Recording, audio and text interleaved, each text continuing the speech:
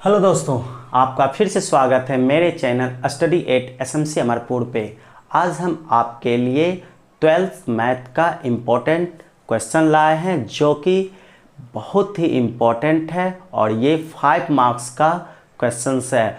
तो प्लीज़ आप इस वीडियो को शुरू से लेकर लास्ट तक देखें और हम ये सेशन इतना आसान बनाने वाले हैं। जब आप ये वीडियो एक बार देख लें, पुराने हैं तो उसका रिवाइज हो जाएगा, नए हैं तो आराम से सीख जाएगा, क्योंकि हमने लाया है ये ऐसा प्रॉब्लम और इस प्रॉब्लम को इतना हम आसान से बताने वाले, इतना आसान से बताने वाले हैं जो कि आप भी आश्चर्य कीजिएगा कितना ये आसान हो गया। ठीक है, तो हम बिना देर किए हुए इस वीडियो को स्टार्ट करते हैं और लेते हैं आज का पहला प्रॉब्लम। और लास्ट में हम आपके लिए एक क्वेश्चन छोड़ देंगे ताकि आप घर में इस प्रॉब्लम को बनाएं और आप कमेंट सेक्शन में कमेंट करके बताइएगा कि आपका कितना आंसर सही है। और हम कल के वीडियो में नाम अनाउंस करेंगे कि किसने कितना आंसर दिया है। ठीक है, तो लेते हैं पहला क्वेश्चन।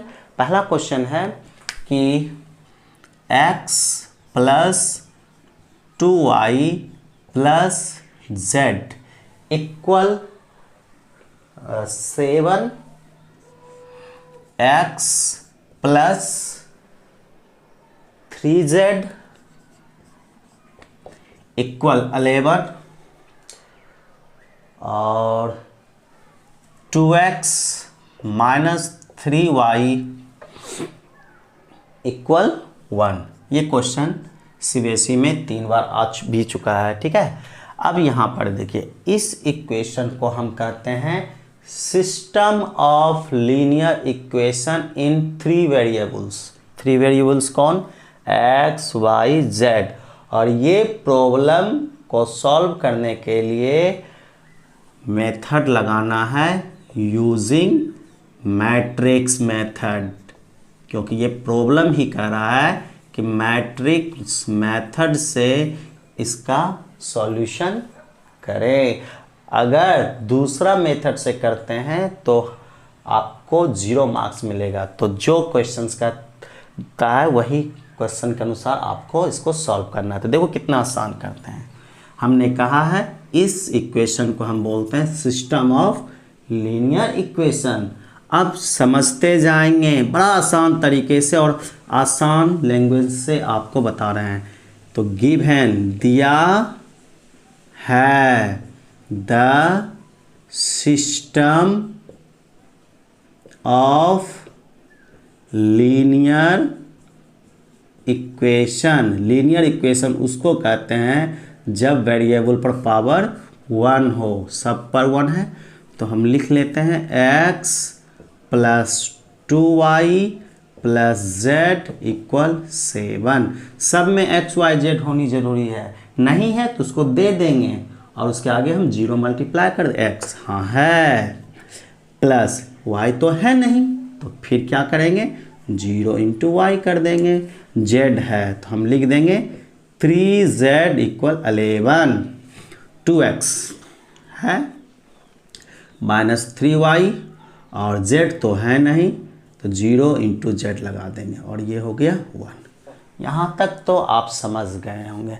अब इसको हम आगे मैट्रिक्स फॉर्म में कैसे लिखेंगे, है ना। दिस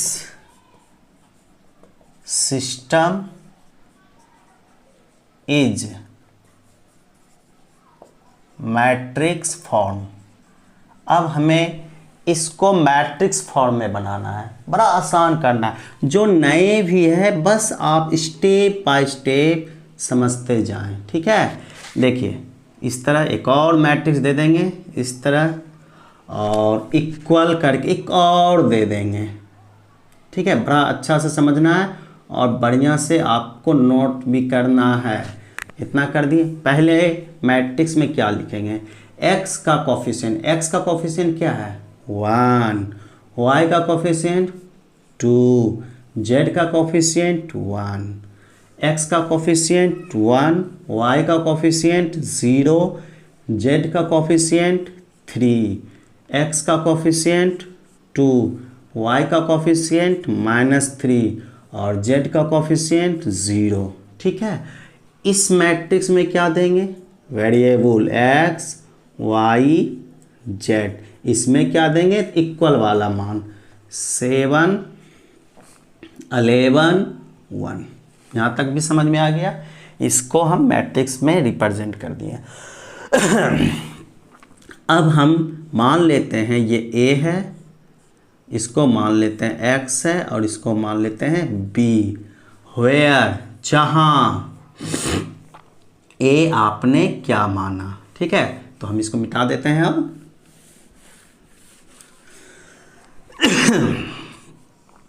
a क्या है, 1 2 1, फिर क्या है 1 0 3, फिर क्या है 2 -3 0। अगेन x क्या है आपका, x है आपका x y z, इसी का तो मान ज्ञात करना है। और b क्या है 7 11 1। यहाँ तक ठीक है। अब हम आगे क्या प्रोसीड करेंगे, देखिए इसमें x y z निकलेगा कब, जब a नॉन सिंगुलर मैट्रिक्स हो। और आपको बताए थे नॉन सिंगुलर मैट्रिक्स किसको कहते हैं, नॉन सिंगुलर मैट्रिक्स वैसे मैट्रिक्स को कहते हैं जिसका डिटर्मिनेंट 0 के बराबर नहीं हो। ठीक है, तो अब चलते हैं डिटर्मिनेंट निकालने, किसका, a का। नाउ अब हम डिटर्मिनेंट निकालते हैं। ठीक है, तो a का डिटर्मिनेंट तो 1 2 1 1 0 3 2 -3 0।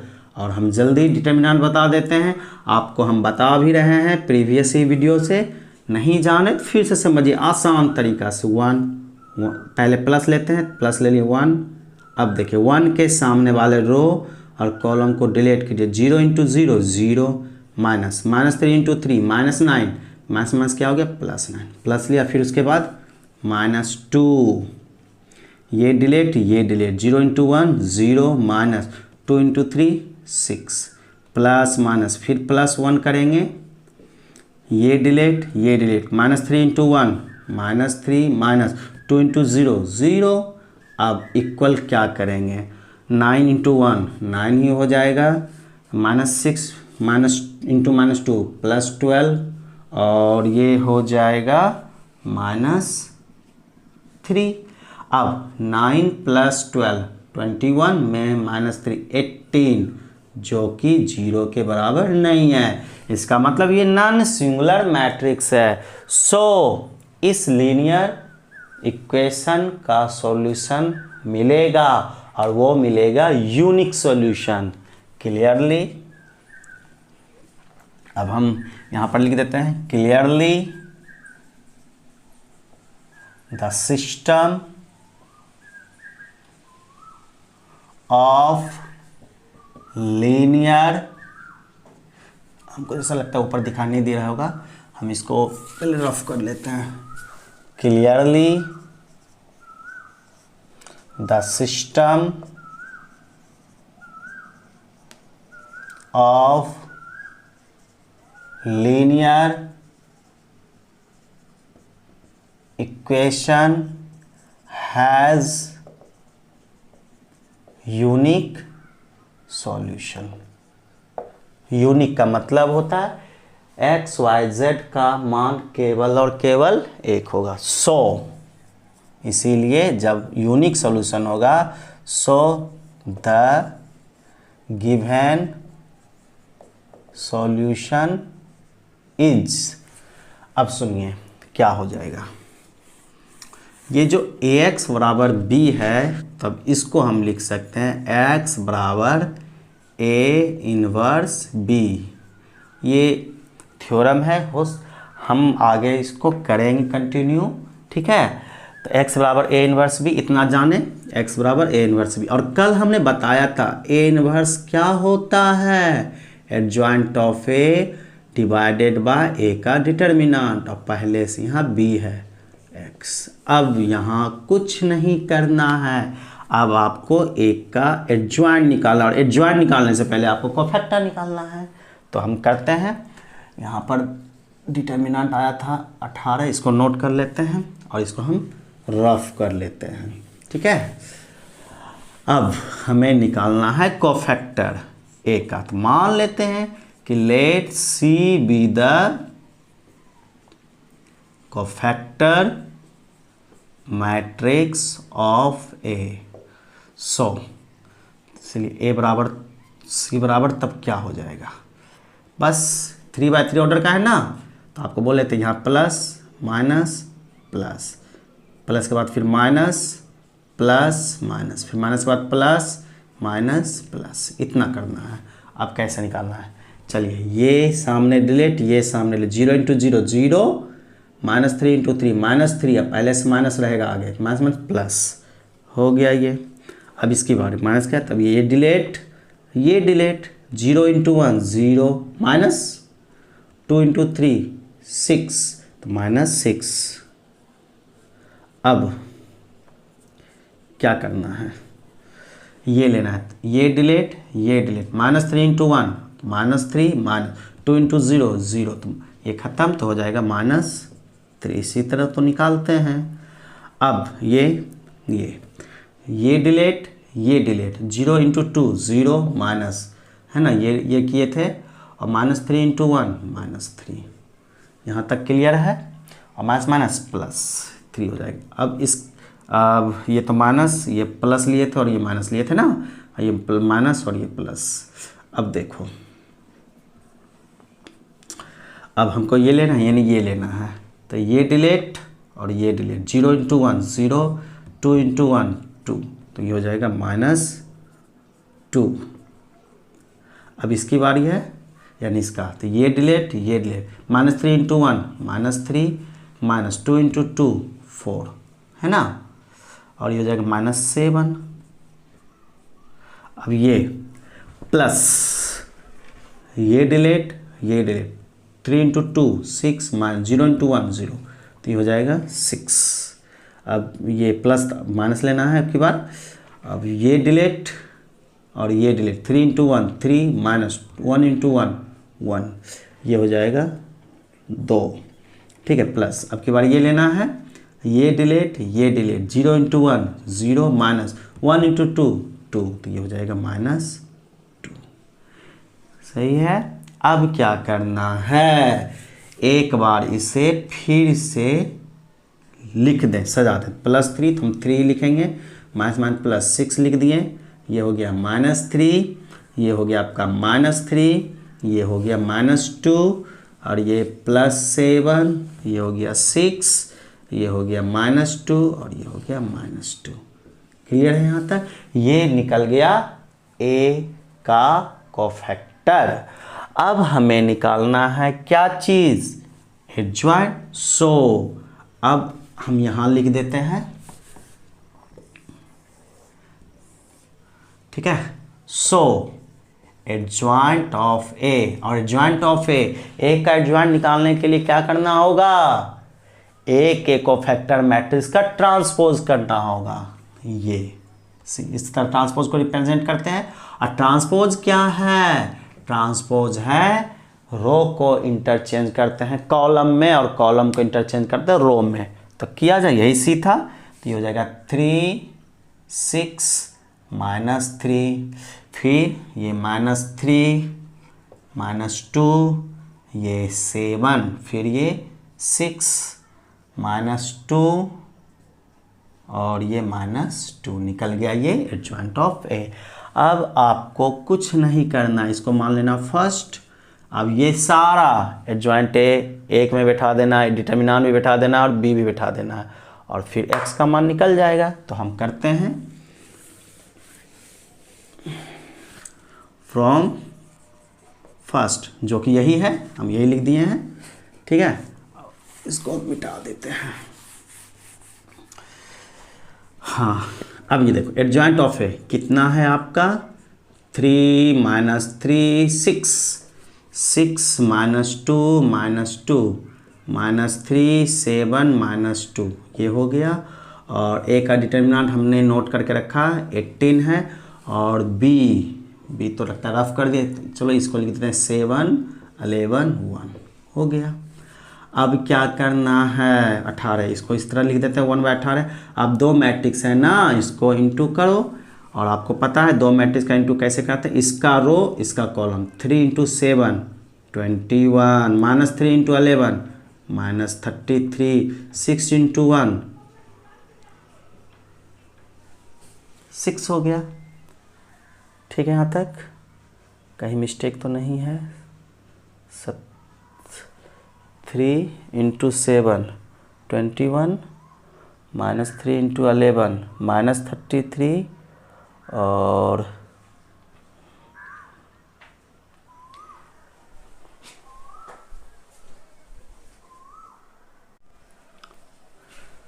सॉरी थोड़ा सा यहाँ मिस्टेक हो गया है कोफैक्टर निकालने में। फिर से एक बार कर लेते हैं। ये डिलीट 0 × 0 0 -3 × 3 तो -9 माइनस प्लस, तो यहाँ हो जाएगा 9। तो तब यहाँ हो जाएगा, सी का ट्रांसफर करोगे तो ये 9 हो जाएगा। सॉरी थोड़ा सा मिस्टेक हो गया, हर बार में आप सही कर लेंगे। सही है ना, थोड़ा सा मिस्टेक हो गया। हमको फैक्टर ये और ये डिलीट 0 × 0 0 -3 × 3 -9 माइनस प्लस। क्लियर है, थोड़ा सा इसको आप सुधार लीजिएगा। ठीक है, तब अब क्या करना है, चलो अब करते हैं मल्टीप्लिकेशन। 9 सत्ते 63 -3 × 11 -33 6 × 1 +6 6 × 7 42 -2 × 11 -22 -2 × 1 -2 फिर -3 × 7 -21 7 × 11 77 और -2 × 1 -2 और 18 नीचे है तो 1/18 लिख दिए। अब यहाँ पर देखते हैं, अब यहाँ हो जाएगा ना, ये हो जाएगा आपका 30 6 36 और ये हो जाएगा 20 में 2 गया 18 और ये हो गया आपका -23। ऐसा करते हैं ना, 23 हो गया ना, तो यह 75 में आप क्या करो 21 माइनस करो तो ये हो जाएगा 4, ये हो जाएगा 5। ठीक है, अब पहले से तो 1/18 है, सही है।